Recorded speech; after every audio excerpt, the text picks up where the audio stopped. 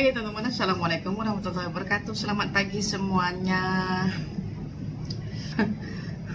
Ini lagi WhatsApp-WhatsAppan sama Pak Jiran ya.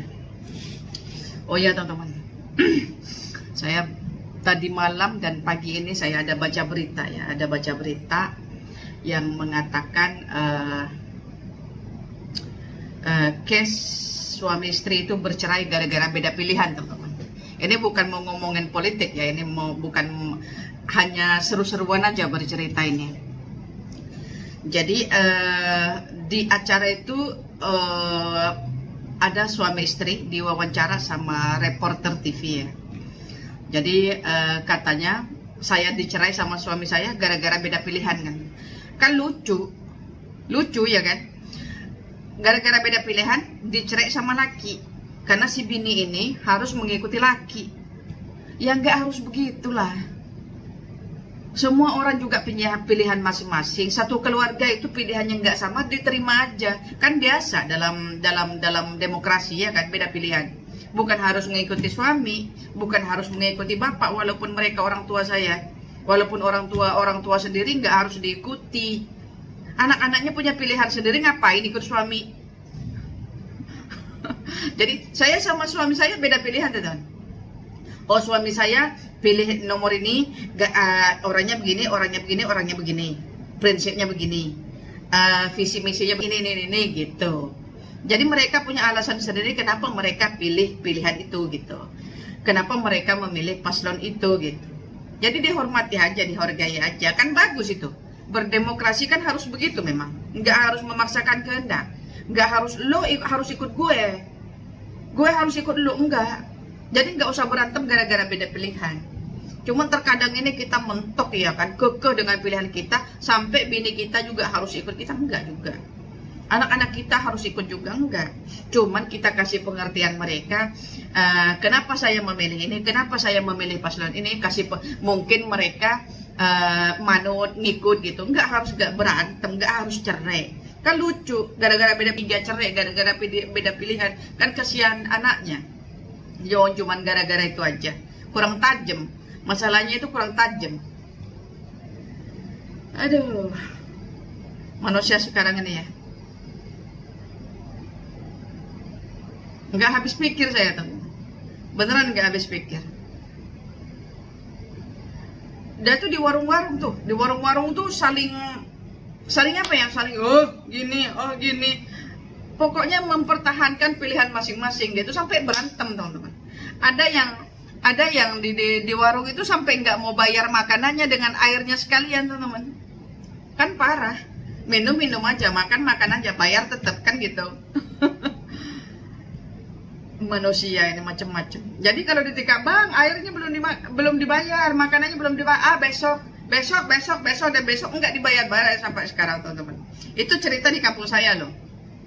Saya enggak cerita di mana-mana ya, atau di TV atau di sosial media, enggak. Di kampung saya kejadiannya tuh. Enggak mau bayar gara-gara mentok mempertahankan pilihan masing-masing, mempertahankan paslon masing-masing, sampai makanan sama airnya apa yang dia makan itu enggak dibayar. Ditagih besokannya besok katanya. Kan kasihan orang yang punya warung. Kasihan orang yang punya warung. Mereka mau rolling modal. Nggak punya duit ya usah, jangan cari gara-gara. Ribut, ntar ujung-ujungnya nggak mau bayar, kan kasihan orang yang berniaga, berjualan. Saya nggak itu apa? Nggak berpikir yang apa ya? Yang kalau seumpama kita mentok mempertahankan pilihan masing-masing itu nggak harus yang kayak mana ya kan, biasa aja. Atau nggak usah ribut di warung, nggak usah ribut di rumah, diem aja, cucu aja apa yang mau dicucu. Iya kan tergantung dari hati kita, ikut hati kita, bukan harus melalui rupiah, tapi tergantung dari hati kitanya. Kita punya pilihan cara pandang masing-masing terhadap satu paslon, iya kan? Nggak harus ngikut sana, ngikut sini, nggak harus. Dihormati aja, nggak harus ribut juga. Karena berdemokrasi itu biasa. Nggak harus yang kayak mana.